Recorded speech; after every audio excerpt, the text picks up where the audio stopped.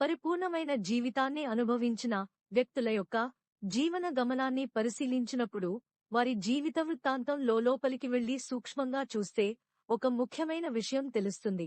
అదేమిటంటే వారి జీవన మజిలీలు ఒక ప్రవాహంలాగా సాగిపోతున్నప్పుడు ఒకానొక దశలో కష్టసుఖాలు, జయాపజయాల సమతుల్యత మనకు కనిపిస్తుంది.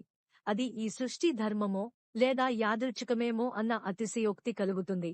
కష్టకాలంలో ఎదురైన సవాళ్లను ఎంతో ఆలోచనతో, మరెంతో సమయస్ఫూర్తితో, తమదైన చాకచక్యంతో ఎదుర్కొని వాళ్ళు ఆ కష్ట పరిస్థితుల్లో నుండి బయటపడిన విధానం ఏదో అదృశ్య శక్తి ఆలోచనల రూపంలో వారికి సహకరించిందని, ఆ విషమ పరిస్థితుల నుండి బయట పడేలాగా చేసిందని మనకు అనిపిస్తుంది.